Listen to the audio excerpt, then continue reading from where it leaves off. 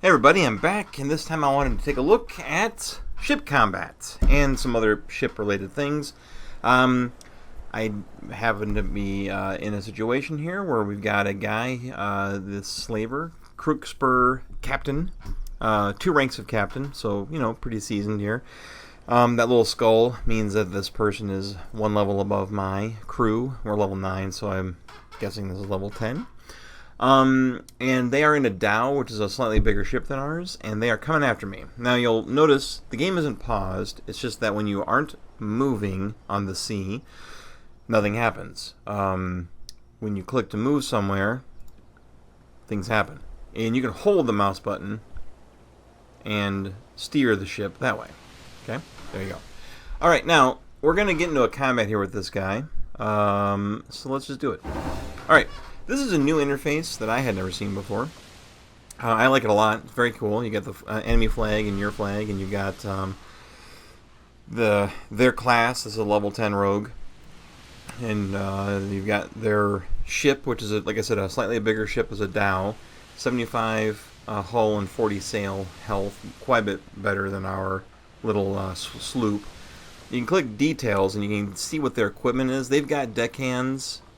About level 10, level 5 cannoneers. I mean, our guys are better seasoned, better experienced, and they only have 4 cannons, same as us. The problem with this particular setup here is, while we have maybe better sails, if I had better hull, even I could have more hull points or anything. I haven't really spent a lot of money on my ship.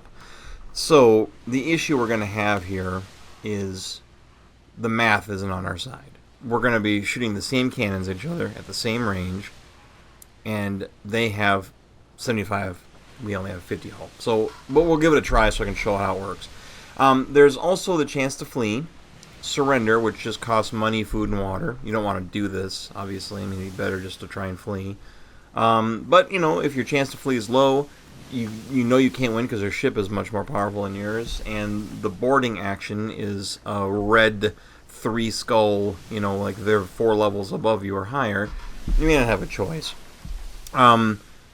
So if you attempt to flee, failure results in naval combat, which we're going to show anyway. If you succeed, though, they are removed from the game board. Like their ship is just gone, and you can just carry on with your business. If you board, it will be just like if you were in the naval combat and you charged them in an effort to just get your ship up close and board them, and then that becomes a combat, like a regular combat. You'll take some damage to your ship, but we will almost for sure end up having to show you this, just because I don't think we can beat them in naval combat. But we'll give it a try. Okay. Now, the crew of the Crookspur vessel spring into action, racing for their stations. So what happened here is they got advantage, which means they get to go first. This is all turn-based. It's basically like a little turn-based, like a little board game, basically. And they rolled initiative, we rolled initiative. We got 108, they got 116. They get the first action. So what do? They're coming about. They're turning to starboard. And what are we going to do? Probably the same basic thing. We're going to turn to port so that we're facing them, or so that we're all lined up with each other. Now, our range is 389 meters. I could attempt to get a little further away because their cannons, they actually do a little less damage, and they have a little less range.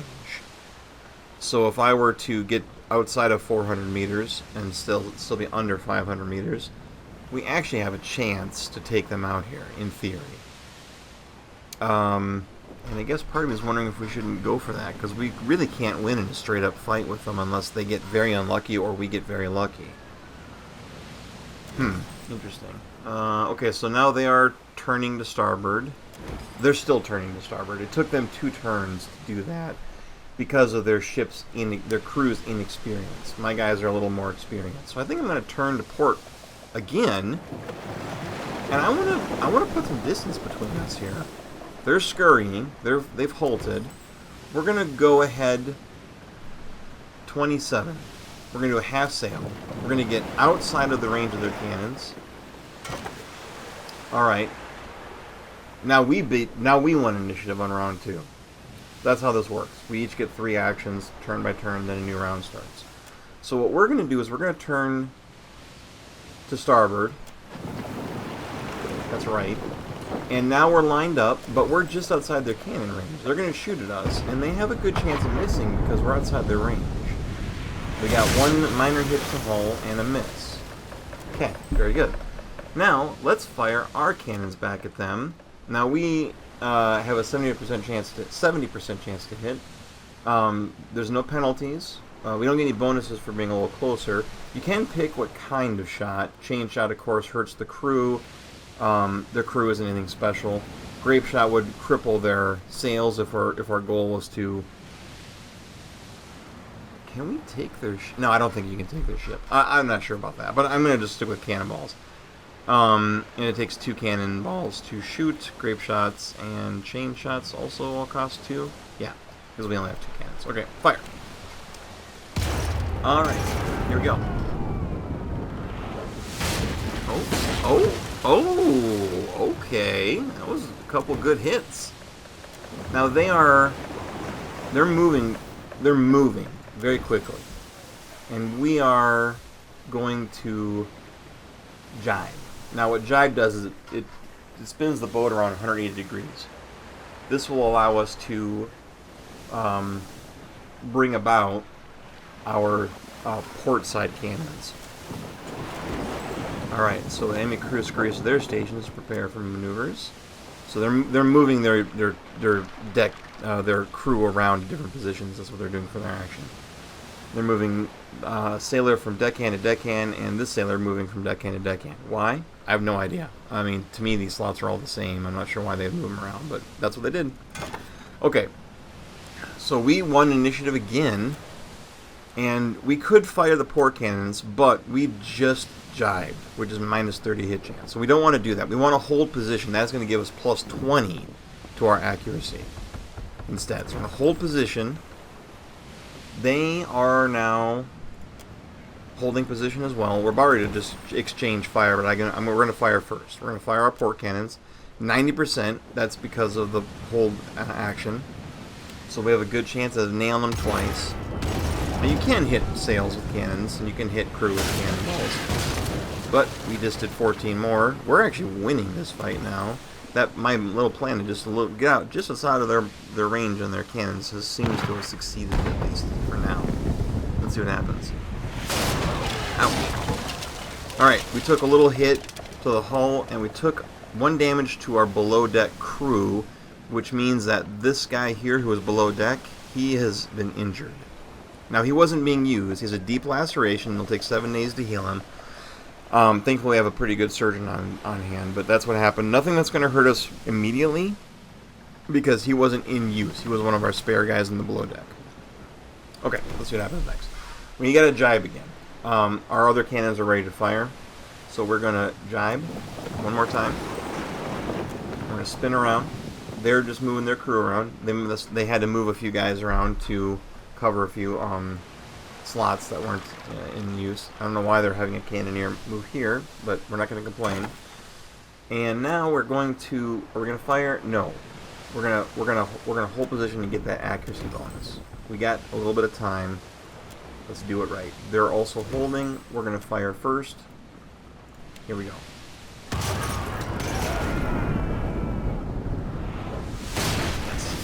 Yes. Okay. This is excellent. This is going great. Let's see what happens when they shoot back. Their hognose.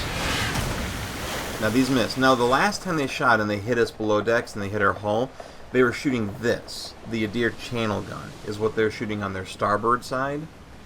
That's not what they're shooting, obviously, right now. They're shooting their port side guns. You can tell from the orientation of their shadow here. That's how they hit us, because my plan only counted for them having these two. This is a higher range gun, so when they shoot off their starboard side, they're going to hit us just as well as we hit them, and they're going to do it with a little less damage because of these high range guns having a little less damage than our 6-9 Iron Thunders. So that's okay, and they missed with these hognoses because they probably had a severe penalty from the range.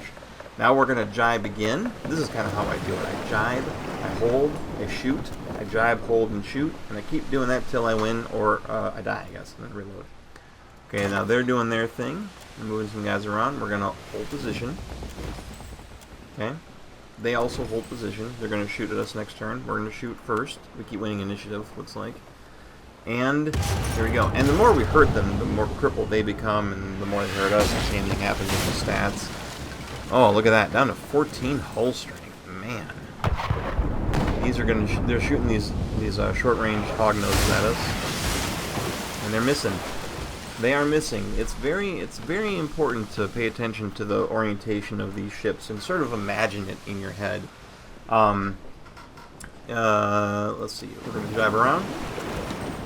They're going to move crew around.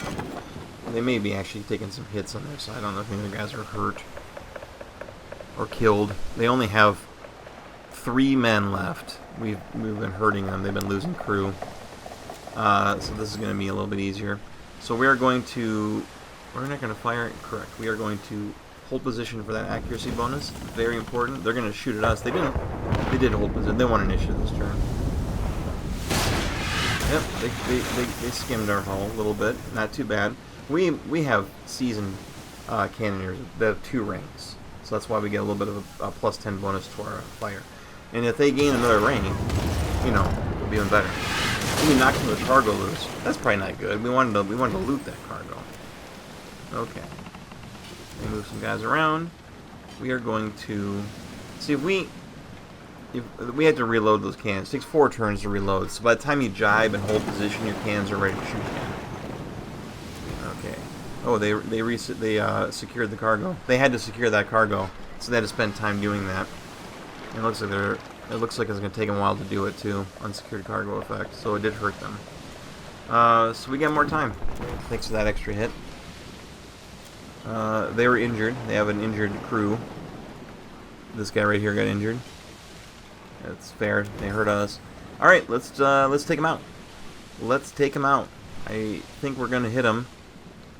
We did turn, so we're going to have to take a little bit of a hit. Oh, 1 hull left. Man. Alright. You know what? We're going to keep holding position here. Oh, we are on the side of their ship, though. They're going to be able to shoot those bigger cannons at us. That's fine. We're going to keep holding position. And we can shoot next turn. This is done. We're done reloading. Hold. Keep reloading. Fire. Let's end this. 90% chance. We only need 1 to hit. Boom. Nailed it. Seawater pours in the holes of the Crookspear vessel's hull. In moments, the ship is half submerged. An explosion in the hole rends the ship apart. A cloud of thick black smoke balloons in the sky, and the wind carries its scent to you. Gunpowder. Before you blink, the bulk of the ship disappears below the waves. All that remains are the main mast and tattered sails upright in the final salute, before they, too, are taken by the sea. And then we get our loots. We get all this stuff here. Now, you will get more money if you don't sink the entire ship. More loot. You get some stuff though here. The crew earn experience, they earn ranks, they earn levels. Eld Endrim, he's one of our best cannoneers. He gained a level. I could share the coins with the crew, but we're already at maximum morale thanks to all the grog and good food I've been feeding them. So we're going to take all ourselves into our stash and continue. Okay, something else is cool. Speaking of morale, I want to show off, I'll turn the music on because you need it to hear, that when you play with the music on and you have a high morale, periodically your sailors will begin singing shanties. It's very cool. By the way, also in the sound, there's reactive music, which I didn't have turned on. It's something I haven't experienced too much, but I'm looking forward to hearing it. It's supposed to react more to like when you're in stealth, when you're in combat, when you're in dialogue, you'll get more different tunes. Okay, so while I'm waiting for the shanties to kick in, if we ever hear any, I am going to travel to Port Magi, which is just an early port in the city, or in the game. And I want to kind of show off how you supply your ship and how you can recruit new units and crew for your ships. Let's speed things up. And then what I'll do is I'll reload my game, and we can do the boarding action, so you can kind of see that. You can sail around pretty quick. What is this? Is this a ship? Oh, it's an event. Sailing past a reef when Akiri shouts out, pointing to the port. The ship list. You know what? I'm not gonna. We're gonna skip this for now. I don't want to. I don't. These are things that you can experience yourself when you're playing. Okay, so let's see here. Anyway, if you want to make landfall and explore these little islands, there's these little anchor points where you do that. And here is the port. So as with your ship, if you click on the city to enter it, you're entering the port. And you can click on the location of the city to go to it. If you've been to sub-locations within that region, you can go right to them with this menu over here. And you can click on the supply here, and you can refill your ship supply. We're missing a few things because of the fight we just had, so we'll pick those up, about $1,000. And here you can click on recruiting crew members, and that gives you their job traits, their personality, their race and things, and you can find some really crazy things to crew your ship, all of which have different wages and rations, but you can hire them. When you go to Port Margie, a lot of the crew you can hire are actually free as part of the game's story, teaching you how to do this. There's a little pop-up, I think, that explains, hey, go to the port and get some crew. And then you can also pick up weapons. You can there's one Valiant Hullbreaker here, 10 to 13 damage, but you need to close that distance. You got to get pretty close to that. But I think we've shown how you can use your opponent's weapons and minimum maximum ranges against them, as well as using your own weapon ranges in your advantage. So that's that. Okay, let's see if we got any shanties. No. Here's a really kind of a fun event, but I'm gonna skip past it. Not hearing you. Okay, that's fine. Trust me, they're in and they're amazing. Alright, let's load this up here again.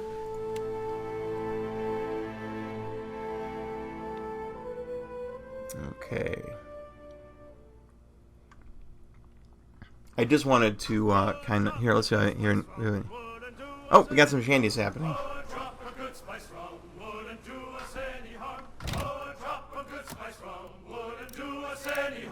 And we'll all hang on behind, and we'll roll the old Paris wheel. They recorded quite a few shanties for this game. It's very cool. Okay, let's go get this guy. Now we're going to do a board action. And you can actually, like I mentioned before, in the naval combat, you've got options other than turning and moving and jibing. You can charge, take a hit to your hull. It gives you a range of how much potential damage you might take to your hull and your sails. And then boom, you're here. You're boarding their ship and you're taking them on. We know, here's our level 10 rogue. These guys, we have a weather wizard and a couple slavers and some devoted slaves. This should not be too hard of a fight. Let's just do this real quick. We know how to do this. We are going to destroy these fools. Alright, you are going to knock this guy down. And you're going to do it under the influence of Discipline Strikes. And you're going to cast some big cool spell, like... Let's save that. Let's put this down. Hit everybody. And you are going to finish casting your Spirit Shield, because it's a good idea. Okay, and then now you're going to cast Slumber. And you put everybody to sleep.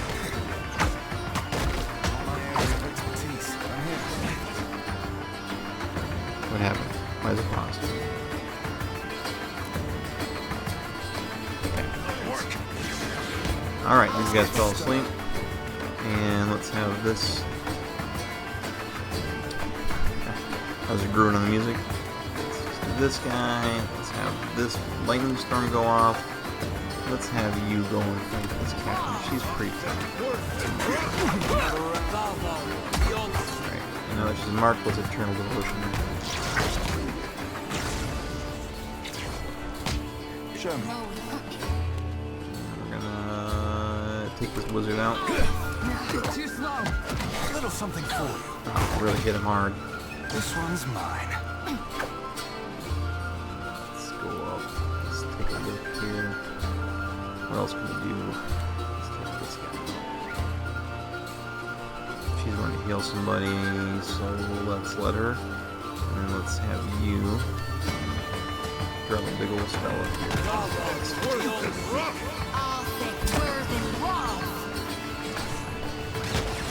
Another for the queen.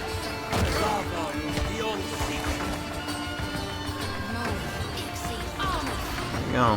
What's cool about this is even the characters that are in your party, like they're living on the ship, but they're not in your actual active party. Like Seraphim was just there, jumping across the decks. Like they're a part of the fight too. So anyway, there you go. That's a lot more reward, but fewer sailor experience and fewer levels for our crew. So there's some give and take there. So let's call it good there. I think that's everything that I wanted to show you this time. I'm gonna lower the volume here this quick. To nothing? Okay. Alright, that's it. Again, hold down your mouse, sail around, dig into the game, the naval stuff. I think it's a lot of fun. And if you go to some of the bigger ports, there's some really cool stuff, like bigger ships. Look at this junk. This thing is huge. It's 90 hull, 60 sail. Takes 3 turns to jibe, because it's not nearly as fast as our sloop. That's the thing about the sloop. You can jibe all day. Jibe, shoot, I love it. Okay, well, I hope that clears up naval combat and helps a lot with how that stuff works. So, again, if you have any questions or need any more details on something, I'd be happy to try and answer the questions as best of my ability. Thanks for watching, and I'll catch you next time.